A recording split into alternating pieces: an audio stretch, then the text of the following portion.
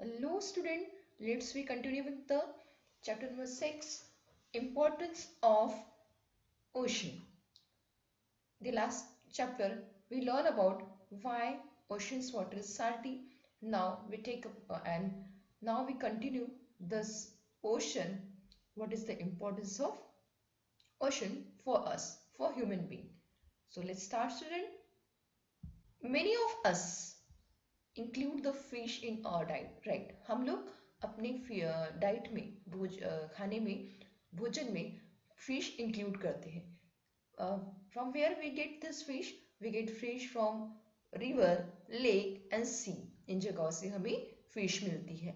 और जो फिश और river, lake and sea as compare to, इनमें से हम कंपेयर करें तो सी में हमें सबसे ज्यादा, रिवर के कंपैरिजन, रिवर एंड लेक के कंपैरिजन में सी में सबसे ज्यादा क्या फिश मिलते, फिश ऑपरेट होती है. और जो मराइन एनिमल का पकड़ने का, कैचिंग ऑफ मराइन एनिमल, तो पकड़ने का जो ये प्रोफेशन है, ये काफी ओल्ड टाइम से चला आ रहा है. It is one of the ancient occupation of human being.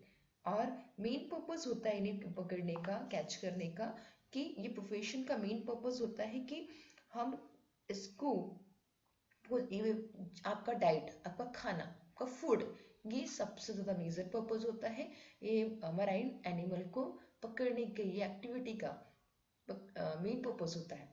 And ना सिर्फ ये अपने खाने में यूज नहीं होती फिश, तो ये as a fertiliser, pharmaceutical, as a fertiliser means you know well, pharmaceutical मतलब दवाइयाँ बनाने में और साथ ही साथ फर्टिलाइजर बनाने में इसमें भी फिश की हेल्प होती, इसीलिए जो प्रोफेशन है बड़े पैमाने पे चलता है. अब जो in India people mainly consume the prawn. India में मेनली पीपल कुछ मेन स्पीसीज को क्या करते हैं, कंज्यूम करते हैं. फॉर एग्जाम्पल यहाँ पे कुछ दिए हुए हैं. मैं इन हिंदी पहले आपको, जैसे कि प्रॉन, इसे झींगा भी कहते हैं हिंदी में. काम, काम मीन्स आप समझ सकते हो यहाँ पे, जैसे मैं हिंदी में पूरे, जैसे फॉर एग्जाम्पल झींगा, सीपिया, केकड़ा, सुरमई, बंगड़ा, पॉपलेट, मोरी, मोरी मीन्स शार्क, रावस मीन्स सैल्मन, दिस टाइप का. अब जैसे केकड़ा क्रैब, सीर फिश सिरमई, बंगड़ा, हियर इज नेम, बंगड़ा यहाँ पे नाम दिया है, मैकरेल, पोफ यहाँ पे, पापलेट, मोरी इन हिंदी बोलते हैं उसको, means shark, Indian shark, Indian salmon, rawas. These are the marine animal which catch by Indians. ये मराइन एनिमल्स हैं जो कि इंडिया में ज्यादा पकड़े जाते हैं. नेक्स्ट, और बहुत सारे many other types of marine animal, और भी ऐसे बहुत सारे टाइप्स ऑफ मराइन एनिमल हैं जो कि कंज्यूम किए जाते हैं for different different purpose, mainly food के लिए, और भी डिफरेंट पर्पस हमने देख ही लिया है, जैसे कि मेडिसिन के लिए और फर्टिलाइजर के तौर पे भी इनको पकड़ा जाता है. एंड द लाइफ जो कुछ कंट्री जो कोस्ट लाइन, जहाँ पे कोस्ट लाइन एरिया ज़्यादा है, वो कंट्री टोटली डिपेंड होती है इसी चीज़ पे, सी पे डिपेंड होती है, टोटली सी पे. क्योंकि एंड स्पेशली अगर हम कुछ, स्पेशली उनका जो, क्योंकि अदर ऑक्यूपेशन वहाँ ज़्यादा होता नहीं, तो स्पेशली इसी ऑक्यूपेशन पे वो डिपेंड होते हैं. यहाँ पे कुछ आपका कंट्री के नेम्स भी हैं, जैसे मालदीव हो गया, मॉरिशस हो गया, and Seychelles. Your name Seychelles, Mauritius and Maldives. इस टाइप के जो मालदीव एंड इस टाइप के जो कंट्रीज हैं, इन्हें कोस्टल एरिया ज़्यादा मिला है, सी के पास का एरिया ज़्यादा मिला हुआ है, तो दैट्स वाई इस एरिया में ज़्यादा सेटलमेंट है, ज़्यादा यहाँ पे ह्यूमन बीइंग सेटलमेंट है. दैट्स वाई वहाँ की मोस्ट ऑफ दी जो पीपल्स हैं, वो टोटली सी से जो चीज़ें मिलती हैं उस पर डिपेंड है.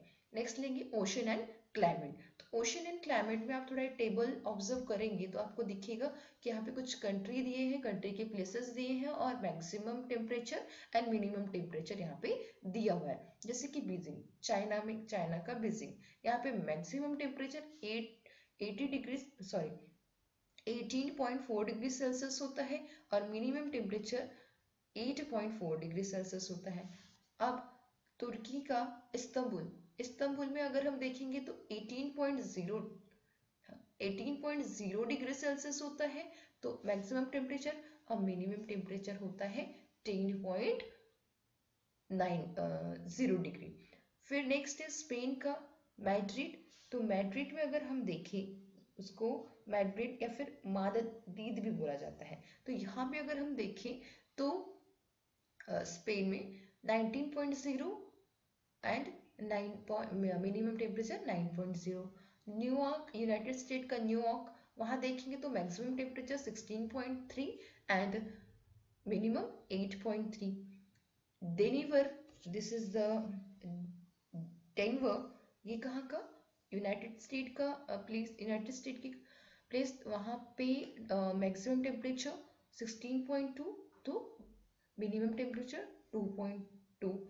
काबुल, अफगानिस्तान में काबुल में देखेंगे तो 14.7 maximum temperature and 5.2 minimum temperature. Iraq में आप बगदाद में देखें तो 30.4 degree Celsius temperature and 40.7 degree Celsius. आप यहाँ पे देख पा रहे हो कि सर डिफरेंसेस यहाँ पे आपको नजर आ रहे हैं मैक्सिमम टेम्परेचर में, मिनिमम टेम्परेचर में, वेरियस कंट्रीज में। यस, तो वाई ये टेम्परेचर क्यों ऐसे डिफरेंसेस क्यों नजर आते होंगे?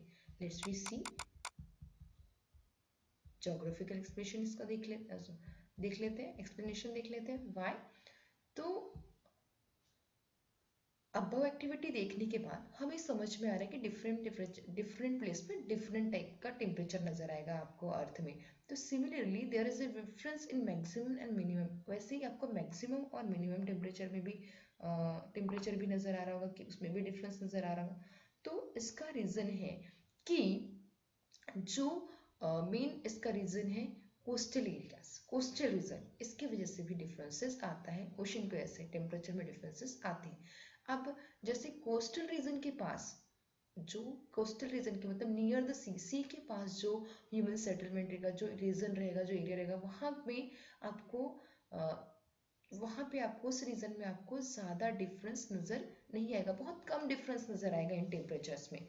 और वहीं पे अगर, and this mean that region close to the ocean, जो रीजन ओशन के क्लोज रहेगा, सी के क्लोज रहेगा और लार्ज रिजर्वायर के मीन्स ज़्यादा वाटर बॉडी के क्लोज रहेगा, तो वहाँ पे जो टेम्परेचर में डिफरेंस आपको ज़्यादा नज़र नहीं आएगा। आपको कंट्रीज देख रहे हो, प्लेसेस देखो, वहाँ से ऑब्जर्व होगा कि जो कंट्रीज कोस्टल एरिया के पास है वहाँ पे टेम्परेचर में ज़्यादा डिफरेंस नज़र नहीं आ रहा है, बट जो कंट्री, जो प्लेस, जो रीजन थोड़ा सा दूर रहेगा सी लेवल से, उनमें टेम्परेचर नजर आएगा।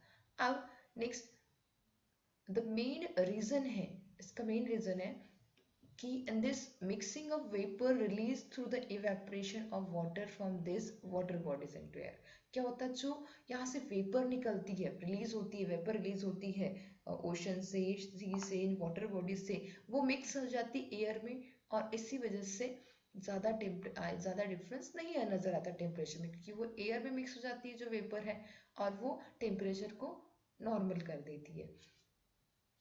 एंड अब you should the equatorial, है ना, you have studies the equatorial region। अब हाँ, यस, आपने the temperature in the coastal area remains equable, इसलिए कोस्टल एरिया का जो टेम्परेचर है उसके साथ इक्वल रहता है। अब नेक्स्ट टॉपिक पे आते हैं, जैसे कि आप पूरा एक अच्छे से ऑब्जर्व करो तो पता ही होगा आपको कि इक्वेटोरियल रीजन पे जो टेम्परेचर का एक इफेक्ट है वो किस पे भी पड़ता है, किस वजह से भी पड़ता है, सनरेज का। जो सनरेज जहाँ पे स्ट्रेट पड़ती है, परपेंडिकुलर पड़ती है, सीधी पड़ती है, वहाँ का टेम्परेचर कैसा रहेगा, हॉट रहेगा, सनरेज ज़्यादा हॉट रहेगा। एंड जैसे जैसे जैसे जैसे हम पोलर रीजन की तरफ जाएंगे, और वैसे वैसे क्या होगा, वैसे वैसे पोलर रीजन की तरफ जाते जाते वैसे वैसे क्या होगा, हमें समझ में आएगा कि जैसे जैसे पोलर रीजन की तरफ जा रहे हैं वैसे वैसे क्या हो रहा है, सनरेज कम पड़ रही है, तिरछी पड़ रही है, एंड दैट्स वाई वहाँ का स्लैंट रेज पड़ रही है, हाईली स्लैंट, बहुत तिरछी, वहाँ का टेम्परेचर क्या है, कम हो गया, कूल टेम्परेचर रहेगा वहाँ, हीटिंग नहीं पहुँचेगी अच्छे से। तो डिफरेंस एरिया में जो हीट पहुँचती है, तो इससे क्या होता है, एयर में टेम्परेचर में क्या होता है, इम्बैलेंस हो जाता है, डिफरेंट पार्ट क्रिएट हो जाते हैं इसकी वजह से, and these lead the formation of belts, इसी से बेल्ट फॉर्मेशन होता है। हमने लास्ट लेक्चर में इसके बारे में थोड़ा स्टडी किया ही है। एंड इस वजह से high pressure and low pressure belt create होते हैं। एंड विंड्स भी जो है, winds blow due to pressure difference in the belt, pressure difference की वजह से विंड्स भी उस तरह ब्लो करती हैं। इसी को this wind are called planetary winds. And these winds move the planetary winds, ग्रहीय winds बोलेंगे इनको, बिकॉज ऑफ क्या हो रहा है, ये पोलर रीजन से ये जो बेल्ट्स हो रहे हैं, जो बेल्ट्स फॉर्म हो रहे हैं, प्रेशर बेल्ट्स फॉर्म हो रहे हैं, इस वजह से low pressure and high pressure. तो विंड्स क्या होती, हाई प्रेशर से लो प्रेशर में, लो प्रेशर से हाई प्रेशर में, इस तरह विंड्स फ्लो करते रहते हैं। That is the planetary winds. This winds move the ocean water in the form of current. ये विंड्स क्या करती हैं, ओशन वाटर को, ओशनिक वाटर को क्या करती हैं, ओशनिक वाटर में फ्लो करती है। This wind move the oceanic water in the form of current. जब वहाँ पे देखो कोई विंड्स ओशन के ऊपर आती है तो कैसे वो करंट, जैसे एकदम से ऐसा लगता है कि वहाँ पे आपको हलचल नजर आती है पानी में, right, that is the form of current बोला गया है। Yes, and next one is, हाँ मैं आपको प्लैनेटरी विंड्स थोड़ा एक बार और क्लियर कर देती हूँ, क्योंकि लास्ट चैप्टर में तो हो चुका है आपका, फिर भी। तो प्लैनेटरी विंड्स मीन्स यहाँ पे होगा कि रिवाइज करा देती हूँ, the winds that blow from high pressure belt to low pressure belt.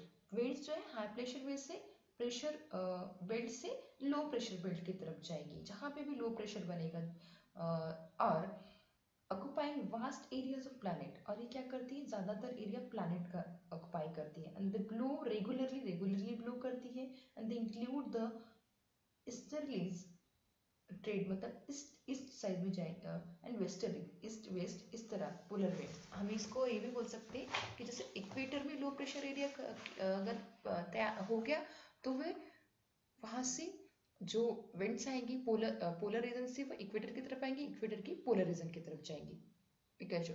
और इस विंड्स की वजह से क्या हो रहा है, जो ये move, this winds move oceanic water, ocean से जब ये बहेंगी तो क्या होगा, ओशनिक करंट होगा। ओशनिक करंट मीन्स भी होता है आपको, जो वाटर है, ओशनिक वाटर जो हो गया, वो कैसे ट्रैवल करेगा, ग्रेटर स्पीड से, विंड की वजह से वो कैसे ग्रेटर स्पीड से ट्रैवल करेगा। आप देखते होंगे उसमें लहरें टाइप की आपको छोटी छोटी नजर आती होंगी पूरा। तो ग्रेटर स्पीड से क्या होता है, जो ओशन का वाटर है वो ट्रैवल करने लगता है, उसी को हम करंट बोलेंगे। This current move in the curve manner, और ये कर्व मैनर में मूव होते रहता है। एंड ये कैसे मूव होगा, it move between the equator and the north and south pole. मतलब ये इक्वेटर से लेके साउथ पोल की तरफ जाता है और नॉर्थ पोल की तरफ जाता है।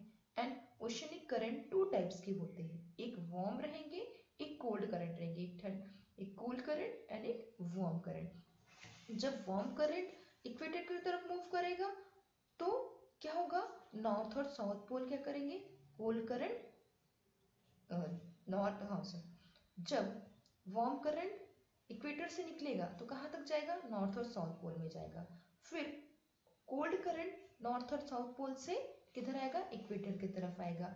और इसीलिए वो मेजर रोल परफॉर्म करते हैं पूरे इसमें टेम्परेचर को, हीट को डिस्ट्रीब्यूट करने में, हीट को डिस्ट्रीब्यूट करने की तरह। यहाँ पे आपको दिया ही है आपकी बुक में, आप देख पा रहे हो एक चीज लिखी हुई है, warm current move toward the, warm current किधर साइड जाएंगे। अभी जो करंट्स है, करंट समझा दिया मैंने, किसे बोलेंगे, अब वाटर करंट किसे बोलेंगे। और जो करंट है टू टाइप्स के होते हैं, वार्म करंट होते हैं, कोल्ड करंट होते हैं। जो वार्म करंट है तो वो कहाँ जाएंगे, वार्म, जो वार्म करंट में हम गर्म हवाएं भी बोल सकते हैं, तो चूंकि उसमें चल रही है आपके वार्म करंट्स जो होंगी वाटर में, तो वार्म करंट जो होंगी वो कहाँ जाएगी, towards the cool region, right, cool region की तरफ जाएंगी। और जो कूल करंट होगी वो towards the warm reason.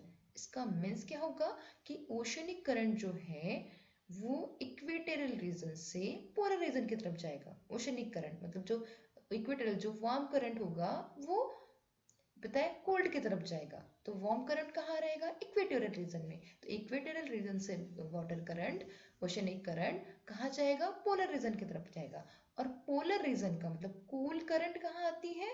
Warm की तरफ आती है। तो पोलर रीजन का जो सी करंट है, ओशनिक करंट है, वो कहाँ जाएगा? तरफ आएगा इक्वेटोरियल, मतलब ऐसा अपोजिट चलते रहेगा। इस वजह से क्या होता है कि जो पूरे ऑल ओवर अर्थ में जो हीट डिस्ट्रीब्यूशन होता है, वो हीट डिस्ट्रीब्यूशन हो पाता है, पूरी जगह हीट का डिस्ट्रीब्यूशन अच्छी तरह से हो पाता है। And the cold current moving toward the equatorial region make a temperature, और जो कोल्ड करंट है वो इक्वेटोरियल, जैसे पोलर रीजन की तरफ अगर वार्म करंट जा रही है तो उससे क्या हो रहा है? हीट का डिस्ट्रीब्यूशन हो रहा है अर्थ पे। बट जब कोल्ड करंट मूव करती है इक्वेटोरियल रीजन की तरफ, तब क्या होता है वहां पे? जब इक्वेटोरियल रीजन की तरफ आएगी तो टेम्परेचर जो होता है कोस्टल एरिया का, कोस्टल जोन का, वो कैसा हो जाता है? माइल्डर, मतलब नॉर्मल टाइप का हो जाता है, ना गर्म ना ठंडा। And where the warm current coming the colder region, और जब वार्म करंट कोल्डर रीजन से आती है तो टेम्परेचर कोस्टल एरिया का कैसा हो जाता है? बढ़ जाता है, जब वार्म करंट आएगी कोल्डर रीजन की तरफ जाएगी तो। एंड ये आप फिगर नंबर 5.6 पे अच्छी तरीके से देख सकते हैं। Next, oceanic, the ocean act as a controller of, ocean क्या करता है? टेम्परेचर का कंट्रोलर भी बोला जाएगा उसको, है ना। जैसे हमने डिस्क्राइब किया यहाँ पे, उस हिसाब से टेम्परेचर का कंट्रोल भी किया जा सकता है कि ज़्यादा टेम्परेचर हो गया तो कूल करंट आके क्या करते हैं? कूल विंड्स आके उसको बराबर कर देती है। और जब ज़्यादा समझो वहाँ पे कूलनेस आएगी तो वार्म करंट जाके उसको टेम्परेचर को नॉर्मल कर देंगे। यस, तो इसीलिए ओशन जो है टेम्परेचर को कंट्रोल रखने में सबसे, ग्लोबल टेम्परेचर को कंट्रोल रखने में सबसे बड़ा अगर इम्पोर्टेंस है किसी का तो दैट इज द ओशन। ये भी एक इम्पॉर्टेंट हो गया ओशन का। एंड दिस प्रोसेस, ये प्रोसेस कंटिन्यूसली चलती रहती है। And from this vapour the earth get rainfall. अब वेपर्स जो फॉर्म होती है, एक और चीज, रेनफॉल भी इसी की वजह से होती है, ओशन की वजह से। So mail playing a major role in formation of climate भी बोल सकते हैं। तो ओशन को, ओशन ये फॉर्मेशन ऑफ क्लाइमेट में भी काफी मेजर रोल प्ले कर रहा है। एंड फ्रॉम दिस वेपर क्या होता है? The earth gets rainfall, earth में रेनफॉल आती है। और ocean are source of rain, हम एक ऐसा ocean are source of rain बोल सकते हैं। रेन वाटर कहाँ फ्लो होता है? रिवर में फ्लो होता है, स्ट्रीम में फ्लो होता है, and finally flow back into the ocean. This make it's clear that the beginning of and end of the water cycle पूरी की पूरी किससे शुरू होती है और किससे एंड होती है? सब के सब ओशन से। Now student, thank you student, now we complete our lecture and in the next lecture हम लेंगे ओशन और ओशन से मिलने वाले रिसोर्सेज के बारे में हम, और बाकी रिसोर्सेज के बारे में हम स्टडी करेंगे।